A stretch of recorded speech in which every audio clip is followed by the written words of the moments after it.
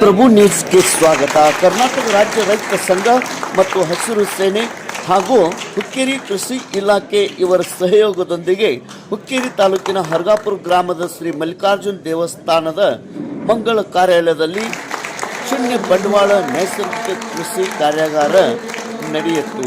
ಈ ಒಂದು ದಿನದ ಶೂನ್ಯ ಬಂಡವಾಳ ನೈಸರ್ಗಿಕ ಕೃಷಿ ಕಾರ್ಯಾಗಾರದಲ್ಲಿ ಅನೇಕ ರೈತರು ಭಾಗಿಯಾಗಿದ್ದರು. ಕರ್ನಾಟಕ ರಾಜ್ಯ ರೈತ ಸಂಘ ಮತ್ತು ಹಸಿರು ಸೇನೆ ಹೋರಾಟ ಅಥವಾ ರ್ಯಾಲಿ ಮಾಡದೆ ರೈತ ಜೀವನ ಸರ್ವಾಂಗೀಣ ಏಳಿಗೆಗಾಗಿ ಹಗಲು ಎರಳು ಶ್ರಮಿಸುತ್ತಾ ಇದೆ. ಅದರಲ್ಲಿ ಇದೊಂದು ಜ್ವಲಂತ ಉದಾಹರಣೆ ಆಗಿರುತ್ತದೆ.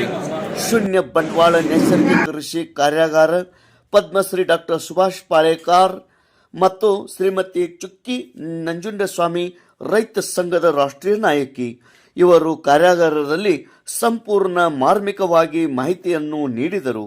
ರಾಜ್ಯಾಧ್ಯಕ್ಷರಾದ ಶ್ರೀ ಚುನ್ನಪ್ಪ ಪೂಜಾರಿ, ಹುಕ್ಕೇರಿ ತಾಲೂಕಾ ಅಧ್ಯಕ್ಷರು ಸಂಜೀವ್ ಹಾವಣ್ಣವರ್ ಮತ್ತು ತಾಲೂಕಾ ಹಾಗೂ ಜಿಲ್ಲಾ ಸಂಘದ ಪದಾಧಿಕಾರಿಗಳು ಬಹುಸಂಖ್ಯೆಯಲ್ಲಿ ರೈತರು ಭಾಗಿಯಾಗಿದ್ದರು.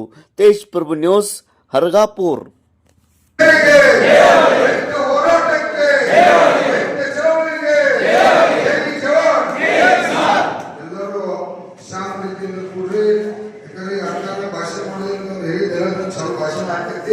ದಯವಿಟ್ಟು ನಾವು ಕೂಡ ಎಲ್ಲರೂ ಫೋನ್ ಸೈಲೆಂಟ್ ಮಾಡ್ರಿ. ಅವ್ರು ಮಾತಾಡೋದು ಲೈವ್ ತಗೋಬಿಡಿ, ಲೈವ್ ತಗೋರಿ, ವಿಡಿಯೋ ಮಾಡ್ಕೊರಿ. ಫೋನ್ ಬಂದು ಸೈಲೆಂಟ್ ಮಾಡ್ರಿ. ನಿಮ್ಗೆ ಇದೆ ಈ ಅಚಾರಗಳು ಫೋನ್ ಸ್ವಲ್ಪ ಕೀಪ್ಯಾಡ್ ಸ್ವಲ್ಪ ಸೈಲೆಂಟ್ ಮಾಡಿಕೊಟ್ರೆ ಗೊತ್ತಾಗಿದ್ದೇವೆ. ಅವ್ರು ಪಾಯಿಂಟ್ ಚಲೋ ಮಾಡಿರ್ತಾರೆ, ಪಾಪ ಸೈಲೆಂಟ್ ಮಾಡೋದು ಗೊತ್ತಾಗೋದಿಲ್ಲ. ಅದಕ್ಕಾಗಿ ಶಾಂತ ಇರ್ಬೇಕ. ಚೂಚ್ ಬಿದ್ರ ಏನಾಗ್ಬೇಕು, ಶಾಂತ ಇರ್ಬೇಕ.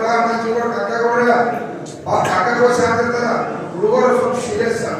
ನೀವೇನ್ ಯಂಗ್ಸ್ಟರ್ ಹುಡುಗರಿದ್ರಿ, ನಮ್ಮ ರೈತ ಸಂಘದವರಿಲ್ಲ, ರೆಡಿಯಾಗ ಈ ವಿಚಾರವನ್ನು ಗಂಭೀರವಾಗಿ ತಗೋದು. ರೆಡಿಯಾಗಿ ನೆಂಟಿ ಒಳಗೆ ಉಳಿಬೇಕು ಮಾತ್ರ ರೈತ ಸಂಘ. ಇದೆಲ್ಲ ಬಹಳ ಭೂಮಿ ವಿಚಾರ ಐತೆ. ಅದಕ್ಕಾಗಿ ಒಂದೊಂದು ಮಾತು, ಒಂದೊಂದು ಶಬ್ದ, ಒಂದೊಂದು ಗಂಭೀರತೆ.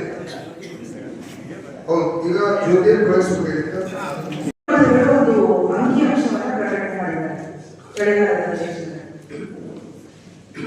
ಕಳೆದ ವರ್ಷ ಈ ಕರ್ನಾಟಕದಲ್ಲಿ ಎಷ್ಟು ಯಾವ ಯೋಜನೆ ಎಷ್ಟೆಷ್ಟು ರೈತರ ಆತ್ಮಹತ್ಯೆ ನಡೆದಿದೆ. ಹಾವೇರಿ ಜಿಲ್ಲೆ ನಂಬರ್ 1 ಕರ್ನಾಟಕದಲ್ಲಿ, ಇಡೀ ಕರ್ನಾಟಕದಲ್ಲಿ ರೈತರ ಆತ್ಮಹತ್ಯೆ ಆಗಿರುವಂತಹ ಜಿಲ್ಲೆ ನಂಬರ್ 1 ಹಾವೇರಿ. ಅನೇಕ ಬೆಳೆಯೋರು ಸಾಲ ಮೇಲೆ ಸಾಲ ಹೌದಾ, ದಲ್ಲಾಳಿ ಇಲ್ಲಿ ತಗೊಂಡು ಅಲ್ಲಿ ಕೊಡ್ತಾರೆ, ಮನೆ ಮಾಡ್ತಾರೆ. ಹಾಗಾಗಿ ಇನ್ನು ಮುಂದೆ 4 ಗಂಟೆಗಳು ಮಧ್ಯ ಅರ್ಧ ಗಂಟೆ ಊಟಕ್ಕೆ ದಿನ ಊಟ ಮಾಡ್ತೀವಿ, ಸ್ವಲ್ಪ ಬೇಗ ಊಟ ಮಾಡಿ ಹಾಕೋದ ಸಿಟ್ಟು ಕೇಳಿ. ನಿಮ್ಮ ತಲೆಯಲ್ಲಿ ಏನೇನೋ ಇರ್ಬೋದು ಮನೆ ವಿಚಾರಗಳನ್ನ 4 ಗಂಟೆ ಮಾಡ್ತೀವಿ. ಮನಸ್ಸಿಟ್ಟು ಕೇಳಿ. ಬೋರ್ಡ್ ಮೇಲೆ ಅವರು ಬರೋದು ತೋರಿಸ್ತಾರೆ. ಕಂಪ್ನಿಯಲ್ಲಿ ಏನ್ ಮಾಡಬೇಕು, ಯಾವ ಕಡೆ ಹಾಕಬೇಕು, ಯಾವ ಪ್ರಯಾಣ ಮಾಡಬೇಕು, ಜೀವಾಮೃತ ಮಾಡ್ತೀವಿ. ಜೀವಾಮೃತ ಗೊತ್ತಾ? ಎಷ್ಟು ಜನ ಜೀವಾಮೃತ? ಇಷ್ಟು ಜನ ಜೀವಾಮೃತ 30%. ಈಗ ಒಂದು ಜೀವಾಮೃತ ಗೊತ್ತಾಗ ಘನ ಜೀವಾಮೃತ ಗೊತ್ತಾ? ಘನ ಜೀವಾಮೃತ. ಬೀಜಾಮೃತ ಸರಿ.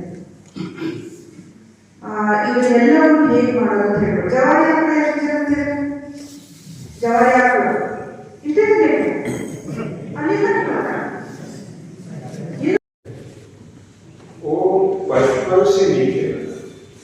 ಇದರಲ್ಲಿರುವಂತಹ ಈ ಪಿಷ್ಟದ ಅಂಶ ಕಡಿಮೆ ಇದೆ.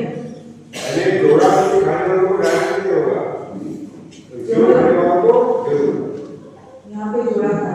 ರೊಟ್ಟಿ ತಿನ್ನೋರಿಗೆ ಜೋಳ ತಿನ್ನೋರಿಗೆ ಶುಗರ್ ಇಲ್ಲ, ಸಕ್ಕರೆ ಕಾಯಿಲೆ ಇಲ್ಲ, ಅದಕ್ಕೆ ನಿಮಗಿಲ್ಲ ಅನ್ಸುತ್ತೆ.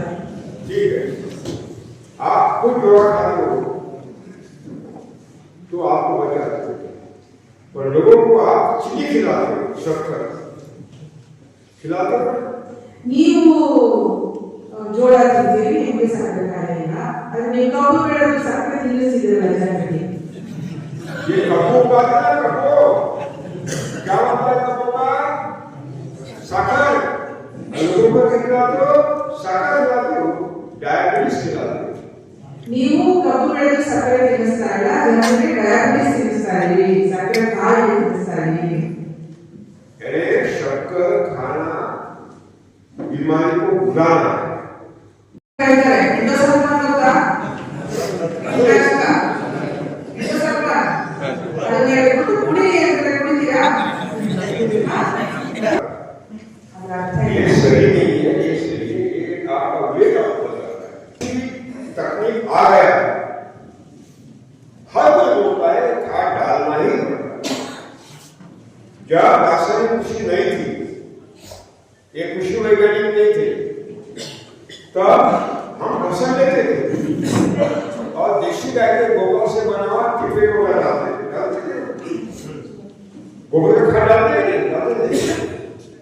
कितने सालों से 10,000 सालों से हमारे किसान टिप्पे को डालते आ रहे हैं। तो ये भी आपको मालूम नहीं है शायद कि टिप्पे गोगा भी बहुत ही खतरनाक